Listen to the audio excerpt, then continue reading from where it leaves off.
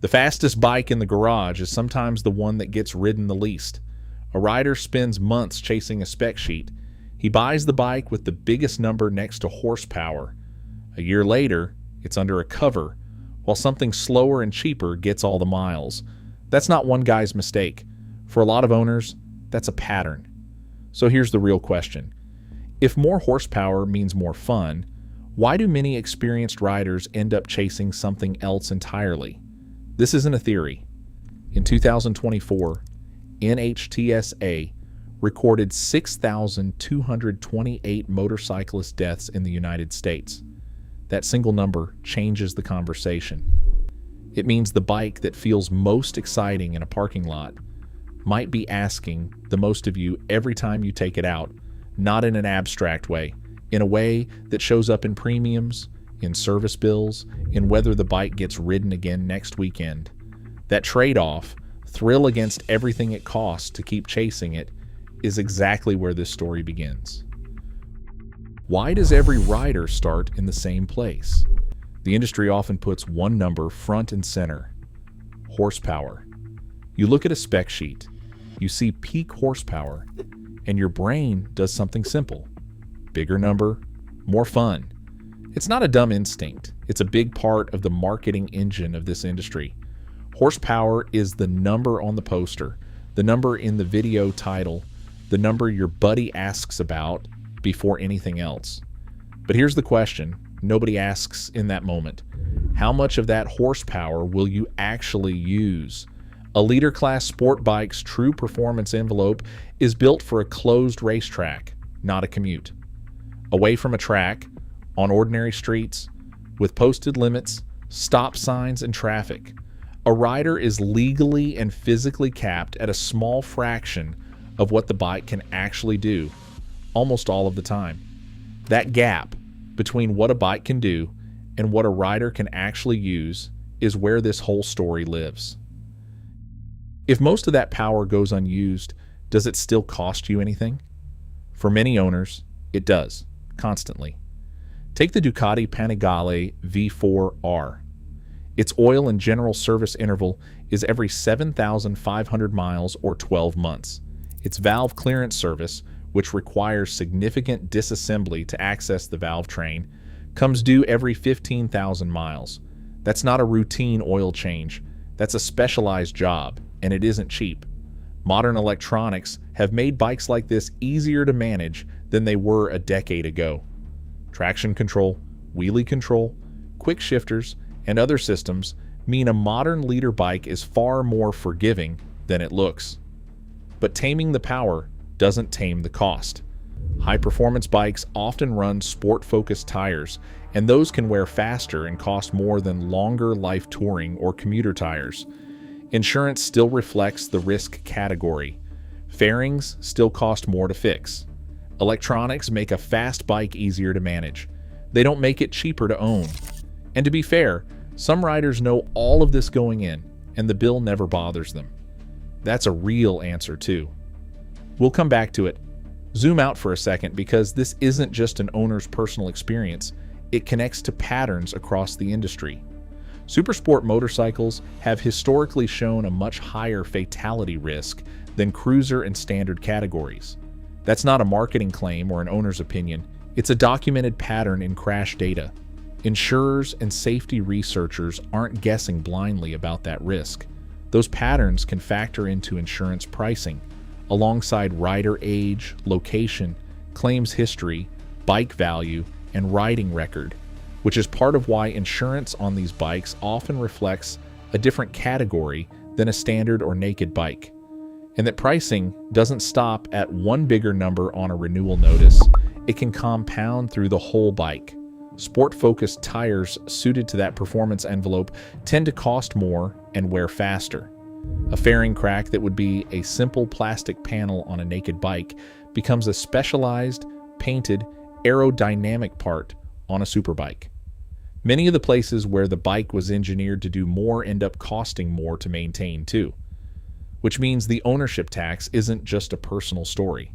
It's a pattern real enough that it shows up in how these bikes get priced and maintained across the industry. Zoom back in, because numbers don't explain why an individual rider changes his mind. His own experience does. Some riders find that their most powerful bike quietly becomes a special occasion machine instead of their most ridden one. It comes out on a sunny Saturday. It goes back in the garage the other 29 days of the month. Ask riders why they moved away from extreme performance, and similar themes tend to come up. Insurance, tire wear, heat, wrist pain, repair costs. Not fear, not lack of skill, just the accumulated weight of ownership. And that distinction matters. Many downsizing stories aren't about riders getting scared off a bike. They're often about riders getting honest about comfort, control, cost, and how often they actually want to ride. A bike that only comes out 5 times a year isn't fulfilling its purpose for a lot of owners, no matter how many horsepower it makes sitting in the garage. So if the Panigale asks a lot of its owners, what's the alternative that asks less? The Yamaha MT-07 is one of the clearest answers. The 2026 model starts at $8,599 plus destination, weighs 403 pounds wet, and claims 57 miles per gallon. Nobody buys this bike to win a horsepower argument, but here's what many riders discover after owning one for a while. On a real street, with real corners and real traffic, you can use far more of this bike's performance, far more of the time, than you ever could on something with triple the power.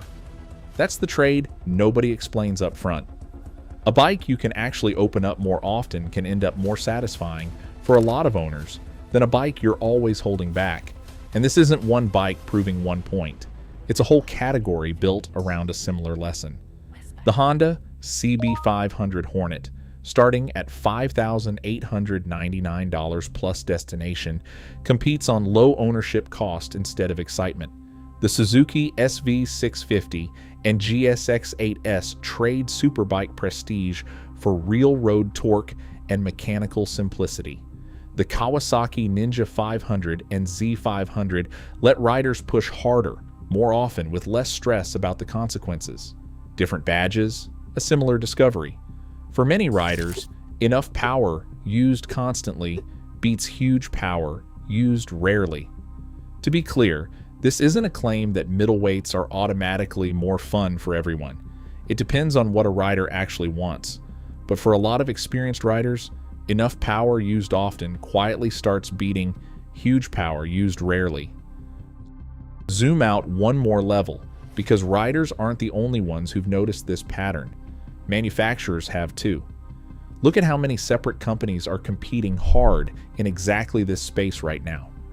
Yamaha with the MT-07, Honda with the CB500 Hornet, Suzuki with the SV650, and GSX-8S, Kawasaki with the Ninja 500 and Z500. That's 4 different manufacturers, each putting real engineering effort into bikes that don't try to win a horsepower war. Manufacturers usually don't keep investing in model lines unless there's real market demand behind them. That shelf space is a signal, a sign that enough riders are already choosing usable performance over spec sheet extremes to make it worth building for. If you've ever caught yourself justifying a horsepower number you'll never actually use on the street, drop the bike in the comments. I want to see how many of us are guilty of it.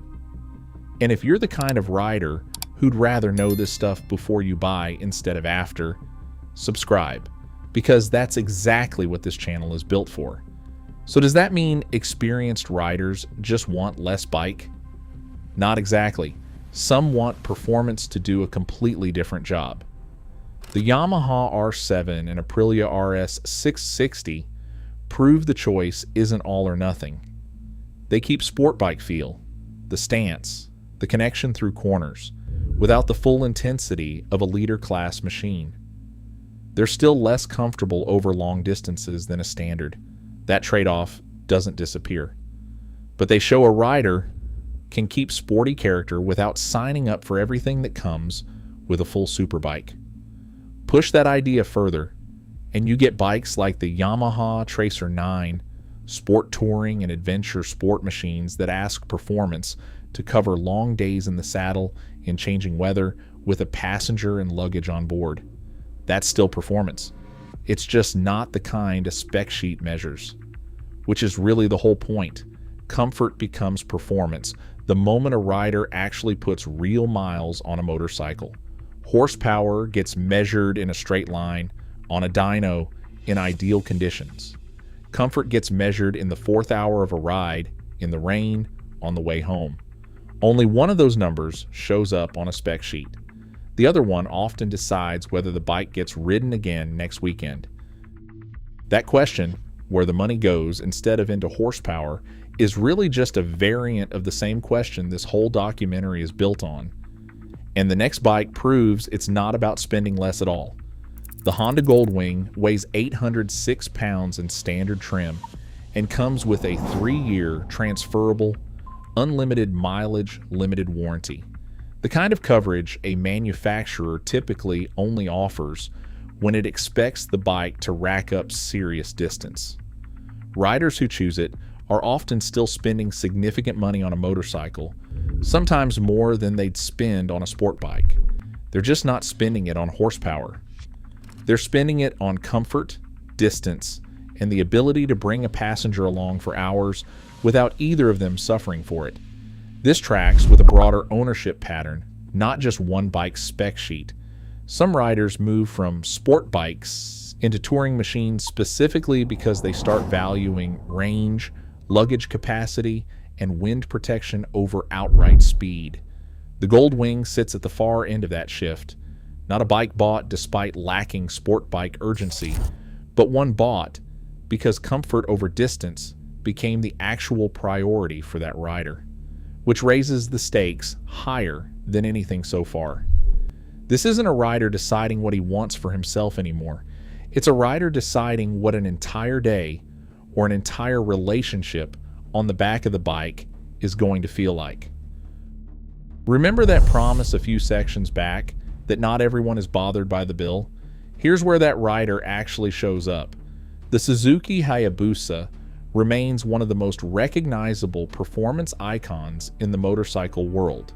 It has a specialized ownership appeal.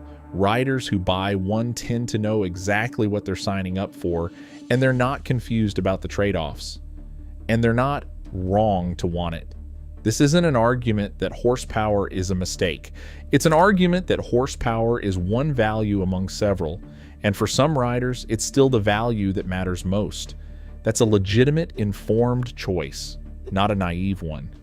The informed Hayabusa buyer is different from the rider chasing only the fantasy from the first section. He understands the ownership tax, the service intervals, the insurance category, and he chooses the bike anyway, with his eyes open. That's not the same decision. It's a more honest one. Which brings the story to its highest stakes point, the top of the mountain. Bikes like the Ducati Panigale V4, BMW S1000RR, and Kawasaki ZX-10R represent peak performance and prestige.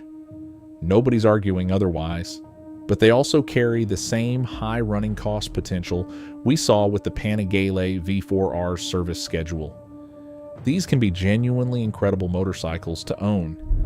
They're just not necessarily the ideal choice for everyday street ownership.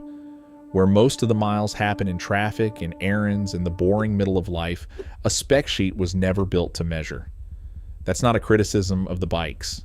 It's a clarification of the question they're actually good at answering. Zoom all the way out, past the individual bikes, past the spec sheets, to a pattern that shows up again and again across the industry. Many experienced riders aren't running away from horsepower. A lot of them are running toward usability, toward a bike that gets ridden more than 5 times a year, toward comfort that survives a 4-hour day, toward a cost of ownership that doesn't turn every ride into a financial decision. That's the same shift we saw show up in the Goldwing a few minutes ago. Not retreat, just a refinement of what performance is being asked to do. Remember the bike sitting under a cover, the fastest one in the garage, barely ridden? Now you know why. It's not because the rider made a mistake buying it. It's because horsepower sold him a dream, and ownership taught him what he actually wanted. But here's the part that keeps happening after that realization. It doesn't stop with one bike. Once a rider learns to ask, how often will I actually ride this, instead of how fast can this go, that question tends to follow him into every future purchase. The next bike, the next upgrade, the next impulse at a dealership. The horsepower number stops being the deciding vote. It just becomes one voice in a bigger conversation. That's the real shift. Not that riders stop loving power, but that power stops being the only thing allowed to make the decision. If this changed how you look at your own garage, subscribe to Throttle Insider, because the next ownership truth might be about the bike you're about to buy.